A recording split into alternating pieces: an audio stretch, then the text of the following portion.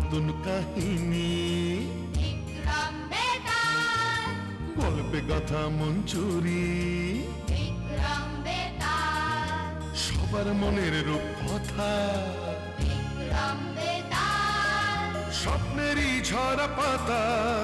বিক্রম বেতাল।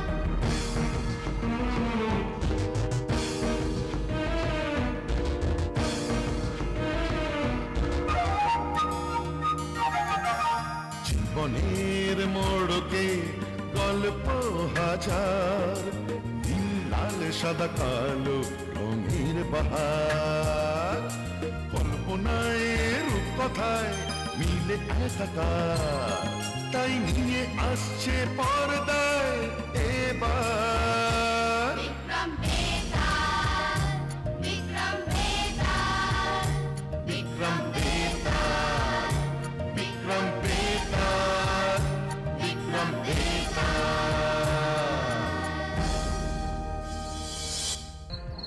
দক্ষিণ কলিঙ্গ রাজ্যের রাজা ছিলেন হিরণ্য দত্ত। নিঃসন্তান হিরণ্য দত্ত সন্তান শোকে খুবই কাতর ছিলেন। রাজ্যের সুখ শান্তি বজায় থাকলেও রাজার মনে কোনো শান্তি ছিল না। নিঃসন্তান রাজা হিরণ্য দত্ত একদিন তার জ্যোতিষীকে ডেকে বললেন, একবার ভালো করে গণনা করে দেখো তো, এ রাজ্যের উত্তরাধিকার আসবে নাকি নাকি আজীবন আমি নিঃসন্তানই থেকে যাব। না মহারাজ, আপনি চিন্তা করবেন না, আমি এখনই দেখছি।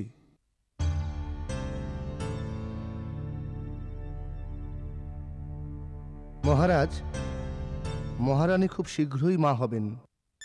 হ্যাঁ? কি কি বলছো রাজ জ্যোতিষী? আমাদের আমাদের উত্তরাধিকার আসবে?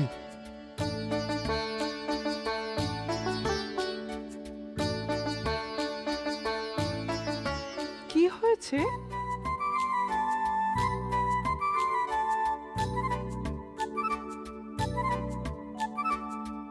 হ্যাঁ, সত্যি?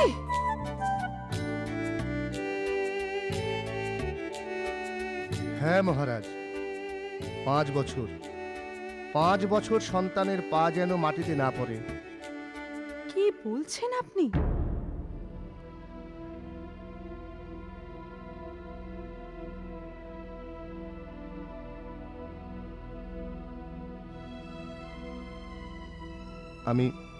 আমি আসি মহারাজ। জ্যোতিষীর গণনা মিথ্যা হলো না। মহারানী কন্যা সন্তানের জন্ম দিলেন। রাজ্যের সকলে আনন্দে মেতে উঠল। রাজকুমারীর জন্ম হয়েছে। উৎসবে ভেসে গেল সারা নগর। কন্যার নাম রাখলেন চন্দ্রমুখী। আদরের চন্দ্রমুখী ধীরে ধীরে বড় হতে লাগলো। সময়ের কালে মহারাজও ভুলে গেলেন জ্যোতিষীর কথা। একদিন রাতে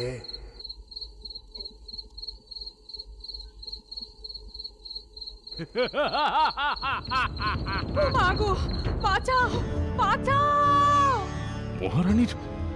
মহারানীর কান্নার আওয়াজ মনে হচ্ছে। বাঁচাও! হ্যাঁ, কি হলো? গিয়ে দেখি তো কি হলো। এ কি? মহারানী, মহারানী! আমার কন্যা চন্দ্রমুখী, চন্দ্রমুখী! প্রহরী, প্রহরী, খোঁজ করো! আমার কন্যা কোথায়? অবিলম্বে খোঁজ করো। হ্যাঁ হ্যাঁ মহারাজ, হ্যাঁ মহারাজ, চলো চলো চলো চলো চলো চলো চলো। না মহারাজ, চারিদিকে কোথাও রাজকুমারী চন্দ্রমুখীকে পাওয়া গেল না। হ্যাঁ, মহামন্ত্রী, কি যে সব হয়ে গেল! কারোর সাথে কোনো শত্রুতা নেই, ঝগড়া বিবাদের ধারে কাছে আমি যাই না, তবু কেন যে ঈশ্বর! মহারাজ, এবার একটু শান্ত হন। রাজকার্যে মন দিন মহারাজ। যা হওয়ার তা তো হয়েই গেছে, কি আর করবেন? মহামন্ত্রী, মহারানীর ঘরটা বন্ধ করিয়ে দাও। ওই ফাঁকা ঘরটার দিকে তাকালে। আচ্ছা মহারাজ। বেশ কিছু বছর কেটে গেল। রানী ও রাজকুমারীর কথা, সেই দিনটার কথা ভুলে গেল সকলে। মহারাজ সব ভুলে আবার রাজকার্যে মেতেছেন। একদিন রাতে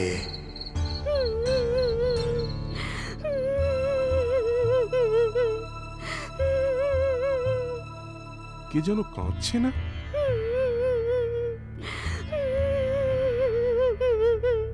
গিয়ে দেখি তো একবার।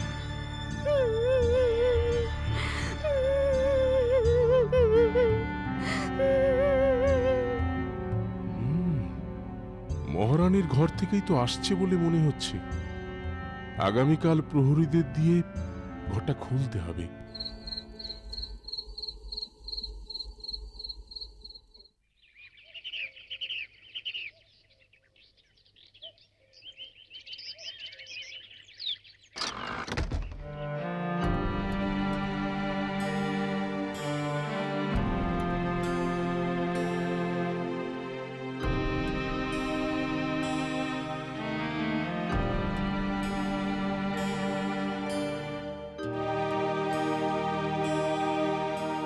মহারাজ, কিছুই তো নেই ঘরেতে।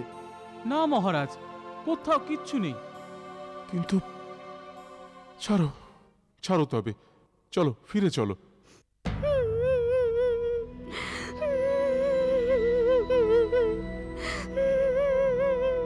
আরে, আবার সেই কান্নার আওয়াজ শোনা যাচ্ছে।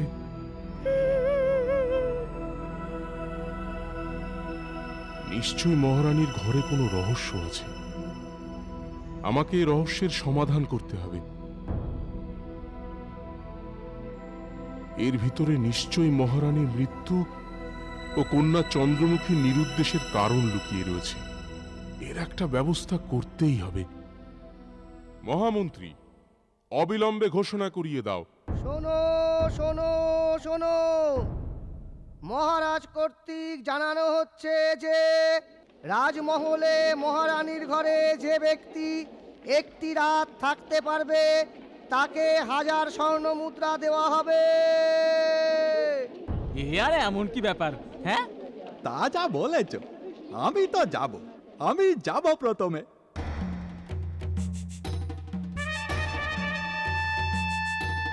এসো, এসো। মহারাজ, আমি থাকবো আজ রাতে। ঠিক আছে, কে আছো?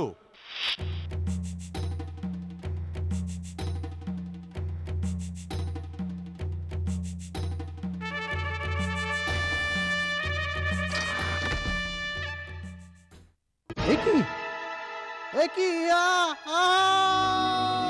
হ্যাঁ, কোনো খোঁজই পাওয়া গেল না। অদ্ভুত ব্যাপার।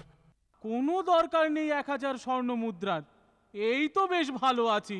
হ্যাঁ, প্রাণে তো বাঁচবো। প্রজাদের মধ্যে একজন ছিল জিমুতকেতু। অত্যন্ত দরিদ্র মাতা পিতার একমাত্র সন্তান। সে চিন্তা করতে লাগলো, মাতা পিতা বৃদ্ধ হয়েছেন,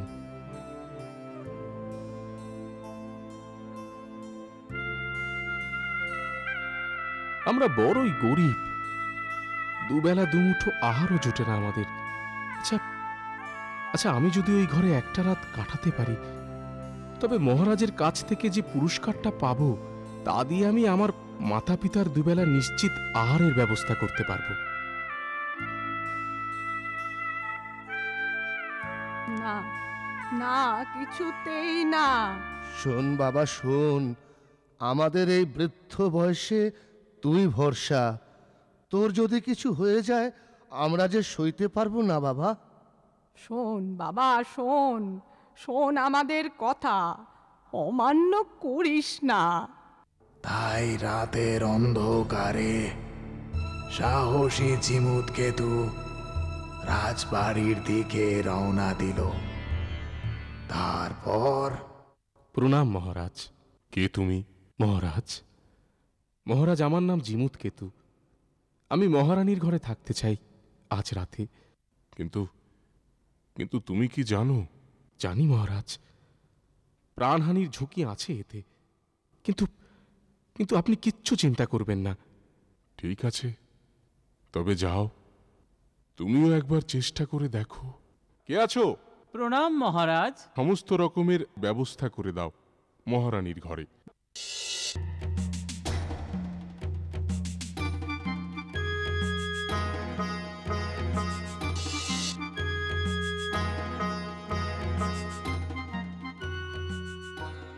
বাবা, এত রকমের খাবার আমি আগে কখনো দেখিনি।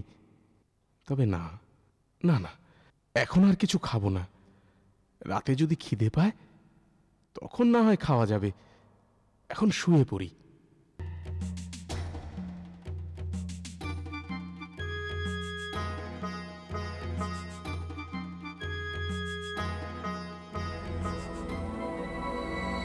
কে আপনি?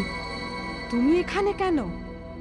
চলে যাও, চলে যাও এখনই, নইলে রাক্ষস তোমাকে খেয়ে ফেলবে। ওর আসার সময় হয়ে গেছে। আমার কন্যাকেও নিয়ে গেছে ও। তুমি চলে যাও, চলে যাও তুমি। না, চলে যেতে আমি আসিনি। আমি একবার স্বচক্ষে দেখতে চাই।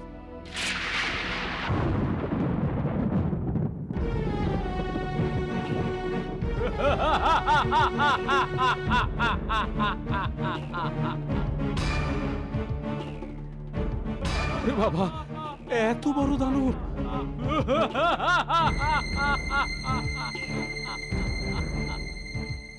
আবার একটা আহার এসে গেছে। আমাকে ছেড়ে দাও। ওই ওই দেখো ওখানে, আমি তোমার জন্যই আহার এনেছি।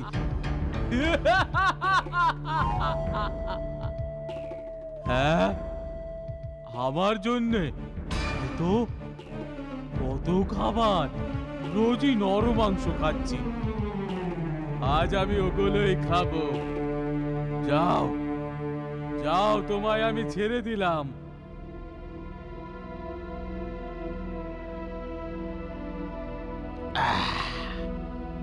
যাই, এবার গিয়ে বিশ্রাম করি।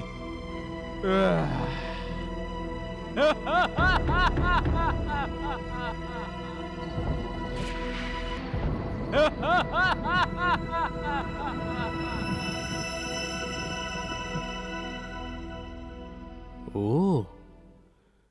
তবে এই হচ্ছে আসল ঘটনা। যাই যাই, রাক্ষসের পিছু নিয়ে দেখি তো ও কোথায় যায়।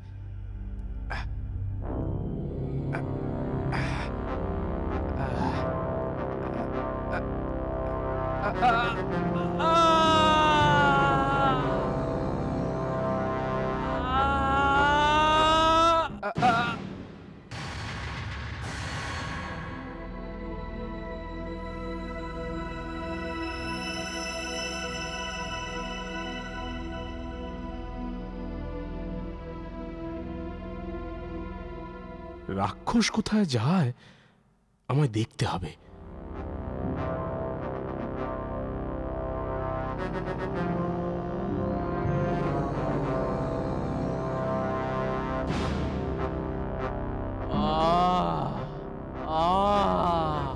বহুদিন পর একটু ভালো মন্দ আহার করা গেল।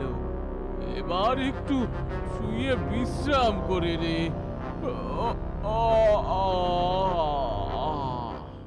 রাক্ষস ঘুমিয়ে পড়েছে।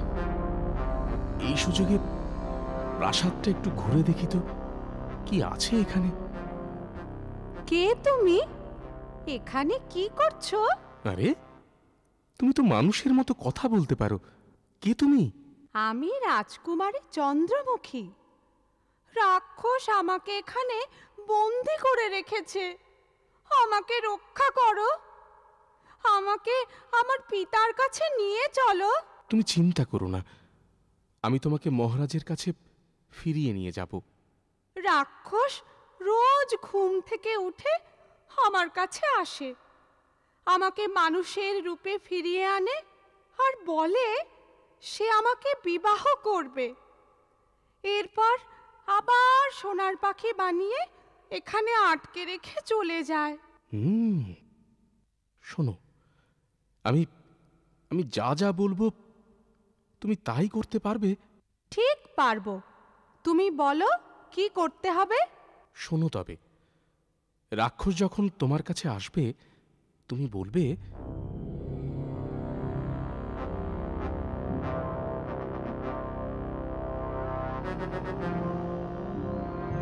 আর তার কাছ থেকেই তোমায় বুদ্ধি করে বের করতে হবে রাক্ষসকে মারার উপায়। ঠিক আছে, আমি চেষ্টা করে দেখি একবার। ওই ওই রাক্ষস উঠে পড়েছে। আমি গিয়ে ওই গাছের পিছনে লুকোই। সাবধান, কিছু ভুল করে ফেলো না। তুমি কিচ্ছু চিন্তা করো না।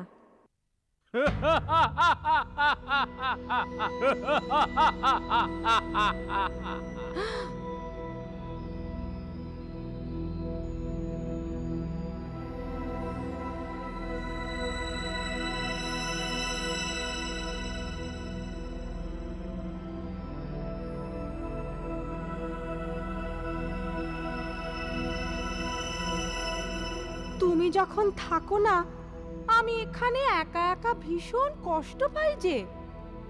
আমাকে দেখাশোনা করার জন্যে কাউকে রেখে যাও তুমি, যার সাথে দুটো কথাও বলতে পারি।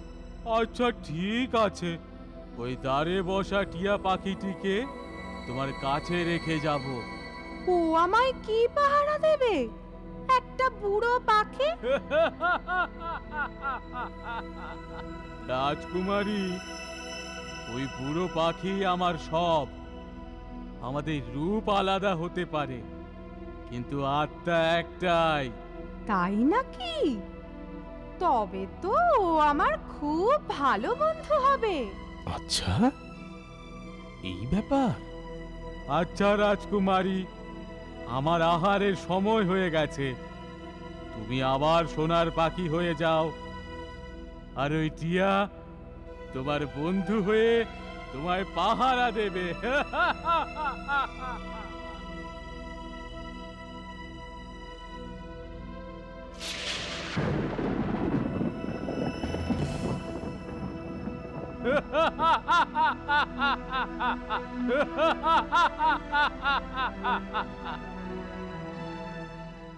রাজকুমারী, ওই টিয়ার শরীরেই রাক্ষসের প্রাণ আছে।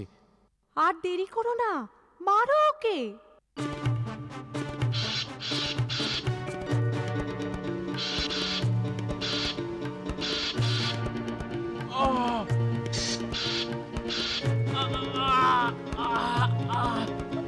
নিশ্চয় আবার পাখিটাকে কেউ স্পর্শ করেছে।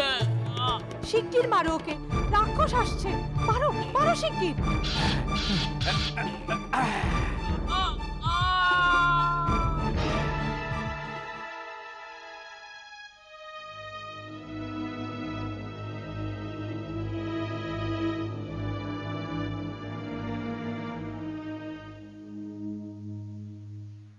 কিন্তু কিন্তু এবার আমরা ফিরবো কি করে?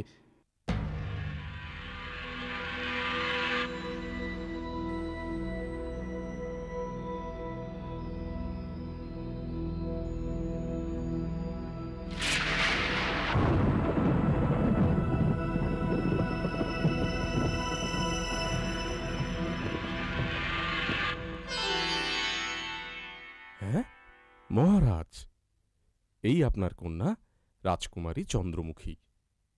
মা, মা, মা, তুই ফিরে এসেছিস মা? হ্যাঁ বাবা, এই বীর যুবকের জন্যই আজ আমি ওই ভয়ঙ্কর রাক্ষসের হাত থেকে ফিরে আসতে পারলাম। আচ্ছা, তুমি তুমি আমার যে উপকার করলে তার জন্য কোনো পুরস্কারই যথেষ্ট নয়। তাই আমি আমার অর্ধেক রাজত্ব তোমায় দিলাম। তোমার সাথে আমার একমাত্র কন্যা চন্দ্রমুখীর বিবাহ স্থির করলাম। ক্ষমা করবেন মহারাজ, এত সব আমি নিতে পারবো না। আমার কাছে ওই 1000 স্বর্ণ মুদ্রাই যথেষ্ট।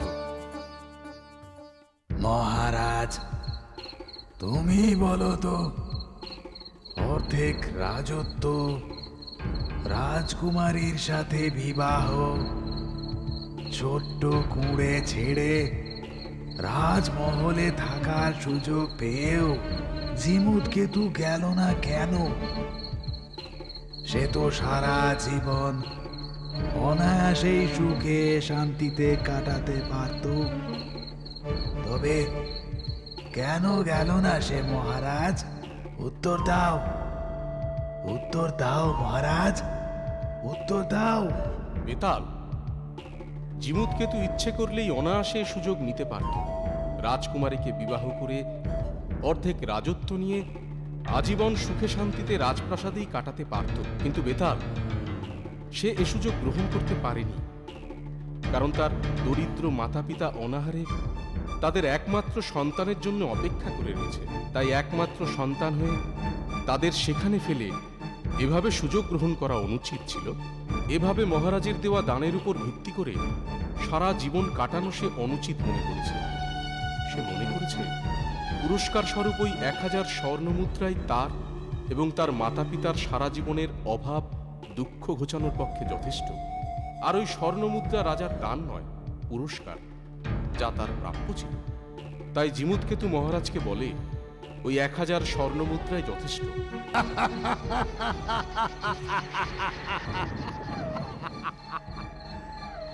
মহারাজ, তুমি এবারও সঠিক উত্তর দিয়েছ, কিন্তু আবার তুমি কথা বলে ফেলেছ। তাই শর্ত অনুযায়ী আবার আমি চললাম মহারাজ, আমি চললাম, আমি চললাম।